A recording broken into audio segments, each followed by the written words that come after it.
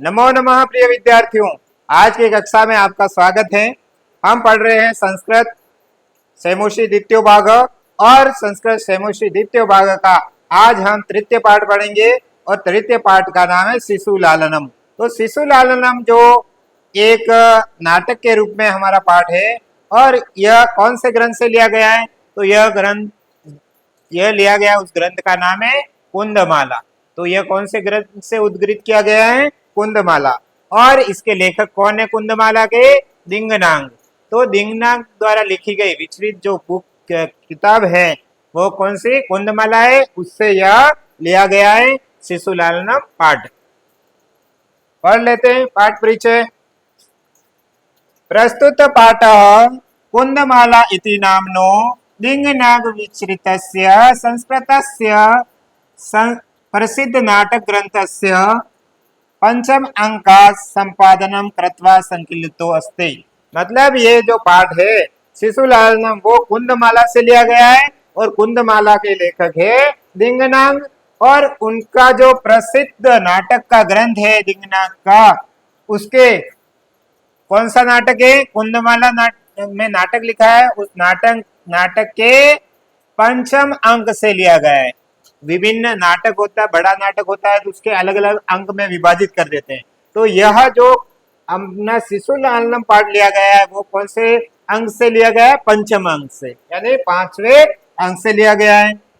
अत्र नाट्यांशे इस नाटक में रामः स्वपुत्रो लवकुशो सिंहासनम आरोहयितुम् इच्छति किंतु उभावपि सविनयं तम निवारयत। इस नाटक में किसके बारे में पढ़ेंगे हम? कि भगवान राम, जो राम है वो अपने दोनों पुत्रों कौन कौन? लव और कुश को सिंहासन पर बैठाने का प्रयत्न करते हैं, लेकिन उभावपि यानी वे दोनों सविनय निवेदन करते हैं और वहां पर नहीं बैठते हैं, सिंहासन पर नहीं बैठते हैं। सिंहासन रूढ़ राम उभयो रूप लावण्य दृष्टवा मुग्धम सन्न स्वक्रीडे गृह्णति। अब भगवान राम ने उनकी सुंदरता को देखकर उनके साथ में बातचीत करते हैं और खेलते हैं। पाठेऽस्मिन् शिशु वात्सल्यस्य मनोहरी वर्णनम विद्यते। और इस पाठ में जो वर्णन है वो किसका है? शिशु के वात्सल्य का, छोटे बच्चों के प्रति हमारा जो वात्सल्य होता है उसका वर्णन इस पाठ में किया गया है। किसने किया गया है? कवि दिंगनांग ने। तो हमारा नाटक यहाँ से शुरू होता है। सिंहासनस्थ रामः ततः प्रविशतः विदूषक एकेन अपि उद्दिश्यमान मार्गो तापसो लवकुशो। मतलब जो विदूषक हैं वह लवकुश के साथ वहां प्रवेश करते हैं। विदूषक बोल रहे हैं इत आर्यु, इधर इधर आर्यु, मतलब इधर चलो, इस प्रकार निर्देशन देते हुए जो विदूषक हैं वो किनको लेकर आए? लव और कुश को। लव कुश कह रहे हैं रामम उपसृत्य प्रणम्य च। अब जब आए वह तो वहां पर सामने राम दिखे तो राम को देखकर वह प्रणाम करने लगे। कौन कौन? लव और कुश क्या करने लगे? प्रणाम करने लगे, झुककर उनसे प्रणाम किया। अपि कुशलम महाराजस्य, और उनकी कुशलता पूछी कि महाराज ठीक है, आप कुशल है, कुशल मंगल है, इस प्रकार से कुशलता पूछी। राम, अब राम उत्तर दे रहे हैं युष्मत् दर्शनात् कुशलमेव, आपके दर्शन हो गए, कुशल ही हूँ। भवतो किम वयम अत्र कुशल प्रश्न भाजनम, तुम केवल कुशलता के प्रश्न ही पूछोगे, मेरे पास नहीं आओगे।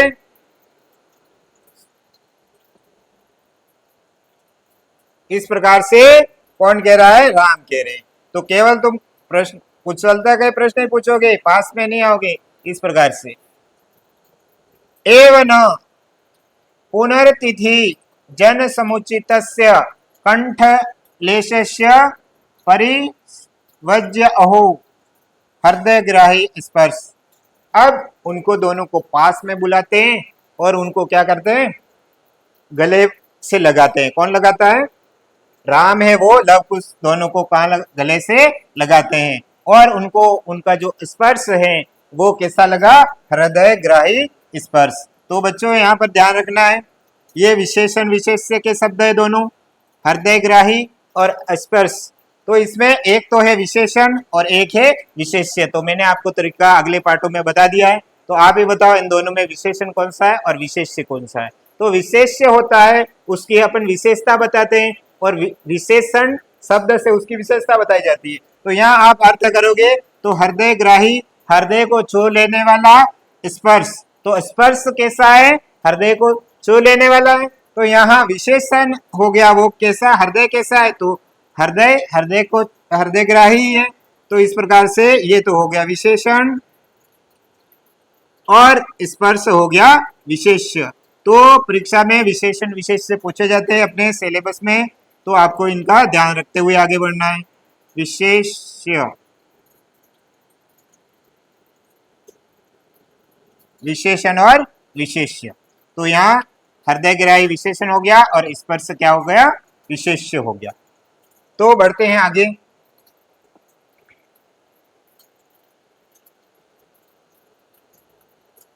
अब अगली स्लाइड पे हमने देखा था कि लव कुश दोनों आए और राम को क्या क्या प्रणाम किया और फिर उनको राम ने उन दोनों को लव और कुश को बुलाकर क्या किया कि गले लगाया और गले लगाते ही उनको क्या अनुभव हुआ कि हृदय ग्राही स्पर्श यानी अपना ही हो वैसा अनुभव हुआ। लेकिन राम को पता था नहीं कि वह लव कुश ही है, क्योंकि विद्यार्थियों आपको पता होगा कि वनवास के समय राम और सीता का अपहरण हो गया तो रावण उसे लेके लंका चला गया और जब उनको लंका से राम उनको वापस लेके आए तो वहां पर लोगों के द्वारा अच्छा भला बुरा कहने पर सीता को कहाँ भेज दिया था, वापस वनवास में वाल्मीकि ऋषि के आश्रम में भेज दिया और वहां पर उसकी वह सीता रहने लगी थी। तो जो लव और कुश का जन्म हुआ वो वाल्मीकि के आश्रम में हुआ। इस कारण विदूषक है उसके साथ जो राम और लव और कुश आए थे वह वनवास से आए थे। तो राम को पता नहीं था कि वह उसके ही बच्चे हैं, मेरे खुद के बच्चे हैं। इस प्रकार से राम को अनुभव नहीं था, पता नहीं था। लेकिन जैसे ही उन्होंने स्पर्श किया, गले लगाया तो हृदय गहराई स्पर्श लगा और उनको अपना महसूस हुआ। लेकिन अभी तक उनको पता नहीं लगा था कि वह मेरे ही बेटे हैं। बढ़ते हैं आगे। उबो, अब वो दोनों कहने लगी, उबो मतलब वे दोनों, और वे दोनों कौन है, लव और कुश। लव और कुश क्या कहने लगे, राजास्नम खलु खलु एतत। तो यहाँ आपको दिखेगी संधि, खलु एतत में बनेगा खलु प्लस एतत।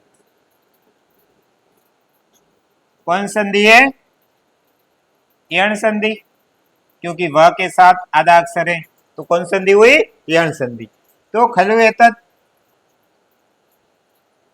न युक्तम अध्यासितुम, वह वहां पर बैठने के लिए राजा ने बुलाया, राम ने बुलाया सिंहासन पर, तो उन्होंने मना कर दिया। किसने मना कर दिया, दोनों ने, लव और कुश ने। राम सवयवदानम न चरित्र लोपाय, वह कहते हैं वो क्यों नहीं बैठ रहे थे दोनों गोद में, राम के पास क्यों नहीं जा रहे थे, सिंहासन पर क्यों नहीं बैठ रहे थे, क्योंकि वह बड़ो सिंहासन राजा का होता है और वह राजा के आसन पर नहीं बैठ सकते। इस प्रकार उन्होंने लव और कुश ने उनके आसन पर बैठने के लिए, गोदी में बैठने के लिए मना बोल दिया। लेकिन राम क्या कह रहे हैं, सवयवदानम, बीच में अगर व्यवधान है तो व्यवधान होने के कारण जो चरित्र का लोप नहीं होता है, तो चरित्र का लोप नहीं होता है। क्यों, क्योंकि राम पहले से सिंहासन पर बैठे थे और वह उन्हें अपनी गोदी में बैठा रहे थे, तो इस कारण इससे कोई चरित्र का लोप नहीं होगा। इस प्रकार वह बता रहे हैं बच्चों को। तस्माद अंक, तो यहाँ आप देखेंगे तो यहाँ संधि है, आपको संधि आपने पढ़ ली है, तो यहाँ आप देखेंगे तो तीसरा अक्षर है और तीसरा अक्षर किसमें दिखता है, जसत्व संधि में, और जसत्व संधि में इसका टुकड़ा क्या होगा, तस्माद प्लस तस्मात् प्लस अंक, क्या बनेगा? तस्मात् प्लस अंक। तो हमारे सिलेबस में संधि भी है, तो जो उपयोगी संधि है उसका हम साथ साथ देखते हुए चल रहे हैं। तो इसमें जसत्व संधि है और उसका विच्छेद कर लिया। वयवहितम अध्यस्ताम सिंहासनम। अब राम कह रहे हैं कि मैं बैठा हुआ हूं पहले से सिंहासन पर, और मेरे गोद में बैठोगे तो आपका कोई चरित्र का लोप नहीं होगा। इस प्रकार से उन्हें समझा रहे हैं। उबो, दोनों, दोनों कौन? लव और कुश। अनिच्छा नाट्यतः, वो दोनों अनिच्छा यानी उनकी इच्छा नहीं हो वैसा नाटक करने लगे कि नहीं नहीं हम नहीं बैठेंगे। इस प्रकार से अनिच्छा नाट्यतः राजन, और वो राजा इसे स्वीकार करने लगे, नहीं नहीं हम नहीं बैठेंगे, राजा इसे मना बोलने लगे। अलम अति दाक्षिण्य, यानी ज्यादा, अपनी भाषा में कहते हैं ज्यादा मनवाहार ने करना, यानी आप ज्यादा मनवार मत करो, हम नहीं बैठेंगे। इस प्रकार से उन्होंने दोनों ने मना बोल दिया। राम कहते हैं अलम अति शालीनतया, वो कहते हैं तुम इतनी शालीनता मत रखो, ज्यादा ही शालीनता रख रहे हो, मैं कह रहा हूं वहां बैठ जाओ। इस प्रकार से राम कह रहे हैं। फिर श्लोक आता है, भवती शिशुजनो वयो वयो अनुरोधात गुणम महत्तापि लालनीय एव व्रजति हिमकारोपि बालाभवात पशुपति मस्तिष्क केतक छदत्वन्। तो इस प्रकार से ये श्लोक है। और श्लोक क्या कह रहा है? राम कहते हैं, राम क्या कहते हैं? किसको कह रहे हैं? लव और कुश को कह रहे हैं। और क्या कह रहे हैं कि इतनी तुम शालीनता मत रखो, इतना ज्यादा, यानी शालीनता तुम ज्यादा ही रख रहे हो। क्यों? क्योंकि उन्होंने एक श्लोक के माध्यम से बताया कि भवती, भवती मतलब होता है, शिशु जनो वयो अनुरोधात, यानी यहाँ पे संधि है। कौन संधि है बताओ? आपको पहले पढ़ लिया है संधि। तो यहाँ आपको ओ की मात्रा दिख रही है और पीछे क्या है? अवग्रह है। तो एक इस प्रकार से अगर इसका संधि विच्छेद अपन वयो प्लस अनुरोधात इस प्रकार करें, अनुरोधात,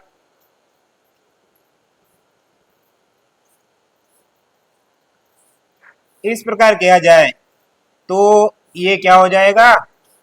अपूर्व रूप संधि, पूर्व रूप। लेकिन इसका विच्छेद अगर हम वयो की जगह विसर्ग लग कर दें और वयः प्लस अनुरोधात कर दें तो क्या हो जाएगा? उत्व संधि। कौन संधि हो जाएगी? उत्व संधि। तो इसमें संधियां दोनों हैं, पूर्व रूप भी है और उत्व भी है। लेकिन आपको इस पूछा जाएगा ऐसा प्रश्न तो वहां पर विच्छेद के रूप में दिए होंगे ऑप्शन में, तो आपको देख के सही करना है कि अगर इस प्रकार से विच्छेद दिया है तो वो पूर्व रूप संधि का होगा, और इस प्रकार से विच्छेद दिया है तो वो उत्व का होगा। तो भवती, भवती मतलब होता है, शिशु जनो मतलब छोटे बच्चे होते हैं, वह वयो अनुरोधात, यानी वयो, वय का मतलब होता है बड़ों द्वारा, यानी बड़ों द्वारा, छोटे बच्चे हैं वो बड़ों द्वारा, अनुरोधात महत गुण महत्तापि लालनीय एव, वो बड़ों के द्वारा क्या होते हैं? उनके गुण ही ऐसे होते हैं छोटे बच्चों के, तो वो बड़ों के द्वारा लालनीय होते हैं, लाड प्यार योग्य होते हैं।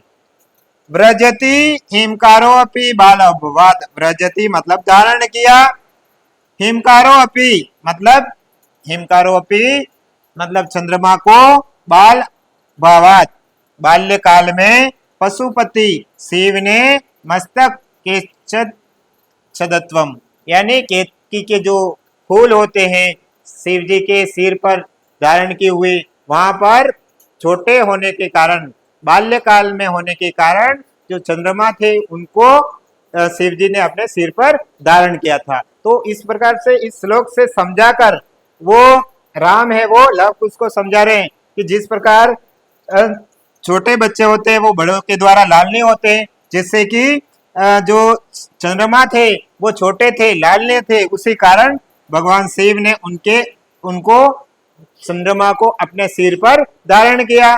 तो इसलिए तुम भी आओ और मेरी गोद में बैठ जाओ। इस प्रकार से इस श्लोक के माध्यम से राम है वो लव कुश को समझा रहे हैं। बढ़ते हैं आगे। ऐसा भवतो सौंदर्यो अवलोकित जनेन,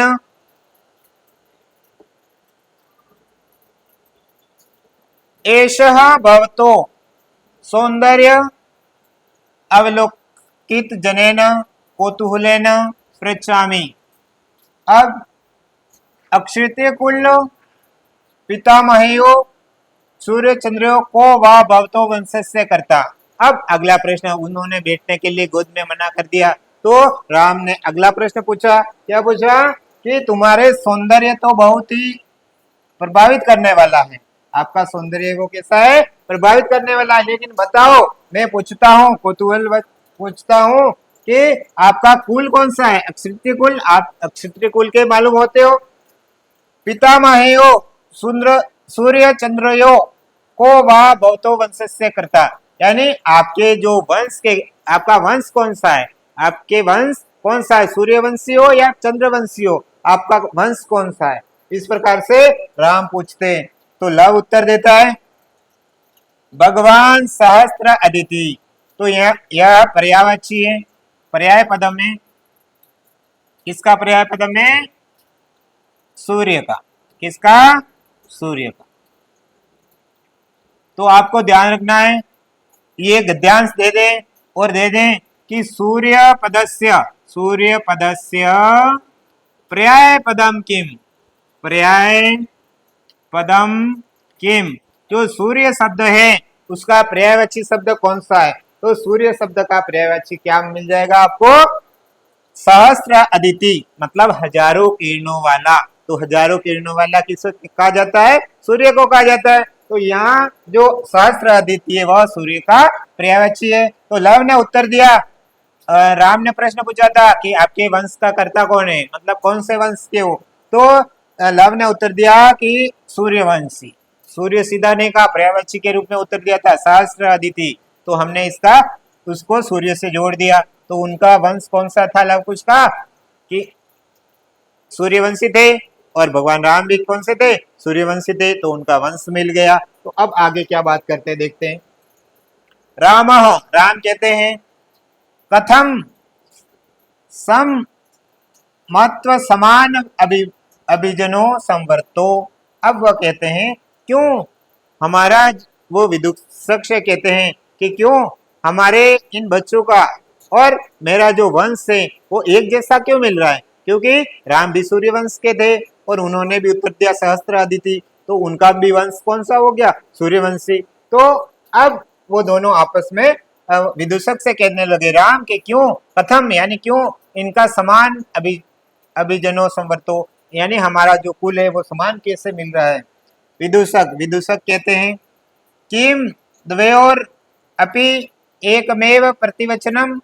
अब जो विदूषक कहते हैं कि आप दोनों के द्वारा ये कहे गए जो वचन है वो सही है क्या? आप सही कह रहे हो क्या? किसको पूछ रहे हैं विदूषक? लव और कुश को। लव कह रहा है भ्रातारा वयम भ्रातारः आवाम सौंदर्यो, हमारी सुंदरता है वो, हम भाई है इसलिए हमारी सुंदरता है वो एक दूसरे के एक जैसी है। इस प्रकार से वो लव कह रहा है। अब राम कह रहे हैं कि समरूप शरीर सन्निवेश वयस्तु न किंचित अंतरम। अब राम कह रहे हैं किससे? लव और कुश से, कि समरूप एक जैसा है शरीर, आपका शरीर और सन्निवेश, यानी आपके ने जो कपड़े धारण किए वो भी एक जैसे हैं और आपका शरीर भी एक जैसा है, कद भी एक जैसा है और वजन भी लगभग एक जैसा लग रहा है। तो ऐसा क्यों है? आप दोनों एक जैसे क्यों दिखाई दे रहे हो? वयस्तु यानी उम्र में भी कोई अंतर नहीं है। किंचित अंतरम, कोई अंतर नहीं। तो यहाँ पर संधि है वयस्तु में, तो यहाँ आपको स दिख रहा है और स दिखता है, वहां कौन संधि होती है? सत्व संधि। कौन सी होती है? सत्व संधि। और सत्व संधि होती है, इसका टुकड़ा करेंगे तो क्या बनेगा, वयसः। स का क्या बना देंगे, विसर्ग बना देंगे, प्लस तू, तो क्या बना, वयसः प्लस तू, यानी तुम्हारा जो उम्र है वो भी समान दिख रही है। लव कह रहा है आवाम यमलो, हम दोनों क्या है, आवाम हम दोनों, यमलो का मतलब होता है जुड़वा, क्योंकि हम एक जैसे क्यों दिख रहे हैं, क्योंकि हम तो जुड़वा है। अब राम कह रहे हैं संप्रति युजते, ठीक है यह, किम नाम दे, नाम क्या है, तुम्हारा नाम क्या है, इस प्रकार से राम लव और कुश को अपना नाम पूछ रहे हैं। लव कह रहे हैं आर्यस्य वंदनायाम लव नाम इत्या नामनम इत्या आत्मनम श्रव्यामी, तो लव है वो उत्तर दे रहे हैं कि आपका नाम क्या है। जब भगवान राम ने क्या पूछा, उनका लव कुश का नाम पूछा, तो आर्यस्य वंदनायाम, आर्य आपकी वंदना में, लव इति मेरा नाम लव ऐसा, आत्मनम श्रव्यामी तो मैं मेरा नाम क्या सुनाता हूँ, लव सुनाता हूँ। इस प्रकार बिल्कुल स्पष्ट भाषा में और शालीनता पूर्वक उन्होंने उत्तर दिया। कुशम निर्देश्य आर्यो अपि गुरु चरण वंदनयाम, अब वह अपना नाम बताकर, लव अपना नाम बताकर कुश को भी कहने लगा कि तुम भी बताओ अपना नाम, गुरु के चरणों में अपने नाम को प्रस्तुत करो। तो अब लव भी, कुश भी कह रहा है आगे अगली पंक्ति में कि अहम अपि कुश इत्य नाम श्रव्यामी, मैं भी अपना नाम क्या सुनाता हूँ, कुश। तो यहाँ जो कुश है वो भी अपना नाम बताता है राम को कि मैं भी अपना नाम कुश सुनाता हूँ।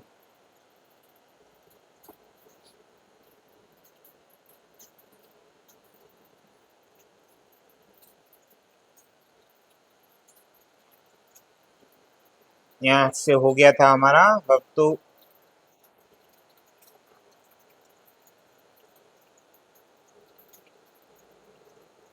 आगे थे हम,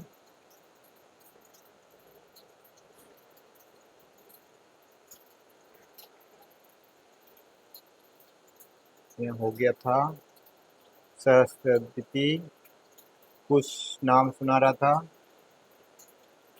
यहाँ पर थे।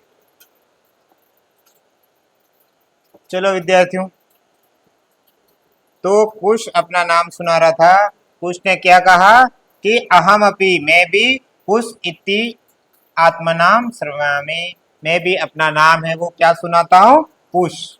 इस प्रकार से उसने उत्तर दिया। राम कह रहे हैं अहो उदात रम्य समुदाचार, इनका वो कहते हैं उनका नाम इस ऐसी भाषा में उन्होंने नाम सुनाया बिल्कुल व्यवस्थित शालीनता पूर्वक। तो राम को भी लगा कि इनके शब्द दिखने में भी ये इतने सुंदर हैं और बोलने में भी बिल्कुल व्यवस्थित शब्दों का उपयोग कर रहे हैं, तो उनको बहुत हृदय को स्पर्श कर लेने वाला ऐसा व्यवहार लगा उनको।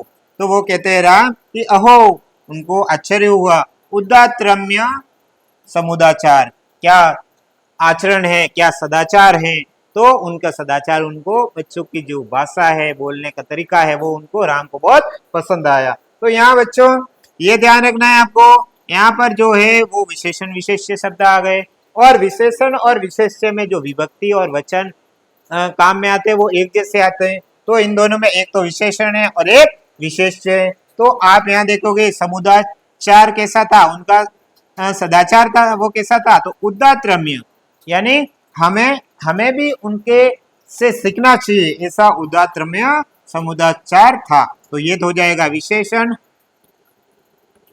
और ये विशेष्य। तो विद्यार्थियों विशेषण विशेष्य का मैंने एक आपको ट्रिक भी बताई है कि जो आगे होता है अधिकतर ज्यादा जगह यानी 90%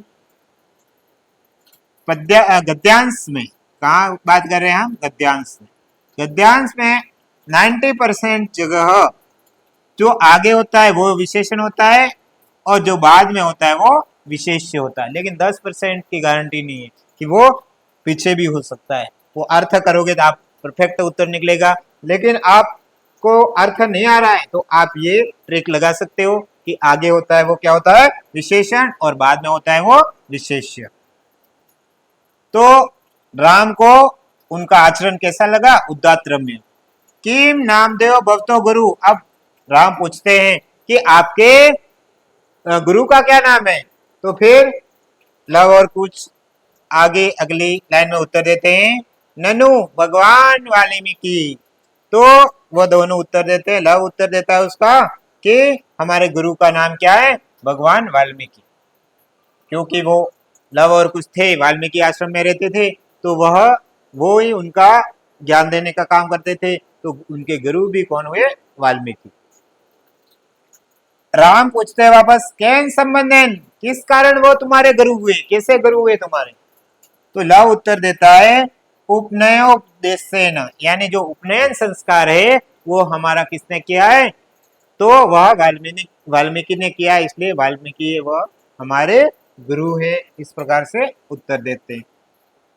राम कह रहे हैं कि अहम अत्र भवतो जनकम नाम तो वेदितुम इच्छामि। अब राम पूछ रहे हैं कि ये सब बढ़िया बात है, आप तो दोनों से मिलकर बहुत प्रसन्नता हुई, अब मैं आपके पिता का नाम जानना चाहता हूं। अब लव उत्तर दे रहा है, नहीं जानामि अस्य नामधेयम। अब लव ने मना बोल दिया कि ना ही जानामि अस्य नामधेयम, हम नहीं जानते, मैं नहीं जानता उनका नाम, यानी मैं पिता का नाम नहीं जानता। न कच्चित अस्मिन् तपोवने तस्य नाम वयवर्हति, यानी हम जहाँ रहते हैं तपोवन में, वहां उनका हमारे पिता का नाम कोई लेता नहीं है, तो हमें हमारे पिता का नाम पता नहीं है। तो विद्यार्थियों, यहाँ विशेषण विशेष्य आए, ये संधि आई है, आपको यहाँ द दिख रहा है, तो द तीसरा अक्षर है, और तीसरा अक्षर है, वहां कौन संधि होती है, जसत्व संधि। तो यहाँ जसत्व संधि होगी, इसका टुकड़ा करेंगे, क्या बनेगा, कच्चित। कच्चित तीसरे का कौन सा बना देंगे, पहला अक्षर, तीसरा द है तो उसी लाइन का पहला, तो कच्चित प्लस अस्मिन। यहाँ तस्य आया है, तस्य सर्वनाम है, और इस सर्वनाम का कर्ता पूछा जाए, सर्वनाम का संज्ञा पूछा जाए, संज्ञा सर्वनाम के प्रश्न भी बनते हैं हमारे भाषिक कार्य में। तो सर्वनाम का संज्ञा पूछा जाए, तस्य उसका नाम, उनका नाम, तो किनका नाम नहीं जान रहे थे, तस्य मतलब उनका, तो किनका नाम, तो राम का नाम। तो ये तस्य किसके लिए आया, राम के लिए आया। तस्य किसके लिए आया, राम के लिए या उनके पिता के लिए। तो तस्य का आप जो संज्ञा लिख सकते हो तो वो राम लिख सकते हो, या फिर कोष्टक में लिख देना पिता। किसके पिता, लव कुश के पिता, लेकिन राम उनको पता नहीं था अभी, तो इसलिए आप पिता लिखोगे तो ज्यादा सही रहेगा। राम, अब राम कहते आगे, ओहो महात्म्यम, अरे यह तो बहुत आश्चर्य की बात है, यानी उनको आश्चर्य हो गया कि इनके पिता का नाम लोग काम में ही नहीं लेते हैं, ऐसा कौन सा, ऐसे कैसे पिता है इनके। तो इस प्रकार से वो आश्चर्य में हो गए। कुश, अब कुश उत्तर देता है, जानामि अहम तस्य नामधेयम। अब लव ने मना बोल दिया, न ही जानामि नामधेयम, मैं नहीं जानता, लेकिन कुश कह रहा है यहाँ पर कि मैं जानता हूं उनका नाम। तो कौन बता रहा है, कुश बता रहा है। यहाँ पर भी संधि है, तो यहाँ य में, य के आगे आधा अक्षर है, तो कौन सी संधि हो जाएगी, यण, और यण का जो य में से ई निकलेगा वो माँ में मिल जाएगा, इस माँ में, तो इसका बनेगा जानामि, और ये य में अ निकलेगा तो अहम। इस प्रकार से दो टुकड़े हो गए, जानामि अहम। तो जानामि अहम तस्य नामधेयम, मैं जानता हूं उनका नाम। तो राम कहते हैं कथ्यताम, कहो। कुश कहता है कि निर्क्रोश नाम, उनका नाम क्या है, निर्क्रोश, निर्नुक्रोशो, यानी निर्दयी। निर्नुक्रोशो का अर्थ होता है निर्दयी। निर्दयी मतलब जो दया नहीं करता हो, ऐसा नाम। तो निर्क्रोशस्य, निर्नुक्रोशो नाम मतलब निर्दयी नाम है उनका। क्या नाम है, निर्दयी, जो दूसरों पर दया नहीं करे, उसको क्या कहते हैं, निर्दयी कहते हैं। तो उसको संस्कृत में निर्नुक्रोशो कहा जाता है। तो इस प्रकार से उनका नाम, पिता का नाम बताया। अब बढ़ते हैं आगे। अब राम क्या कहते हैं,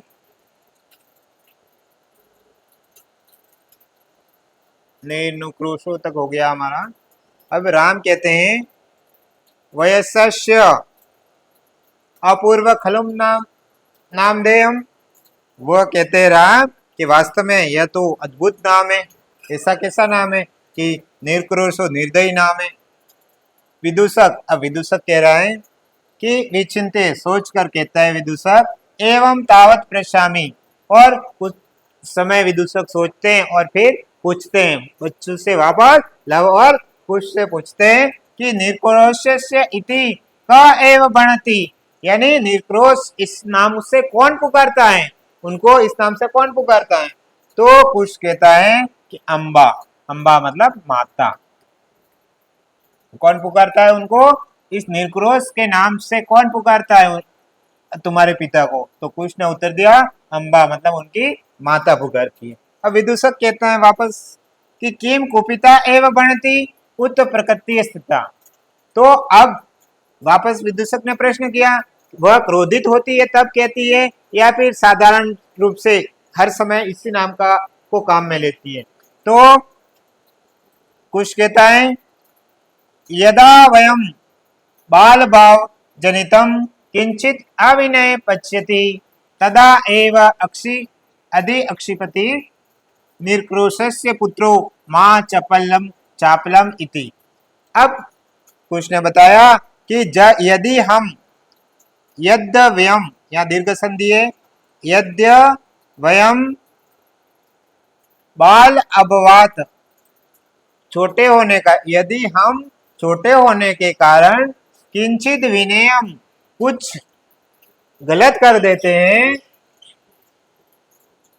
गलत करते हुए हमको देखती है, यानी हमारी माता जब हमें कुछ गलत करते हुए देखती है तब अधि अक्षिपति, यानी हमें डांटते हुए निर्क्रोशस्य पुत्रो, अरे निर्दय के पुत्रों, सापलम माँ इति, ऐसा मत करो, इस प्रकार से कहती है। यानी जब हम कुछ गलत करते हैं तो निर्दय के पुत्रों ऐसा मत करो, इस प्रकार से डांटते हैं।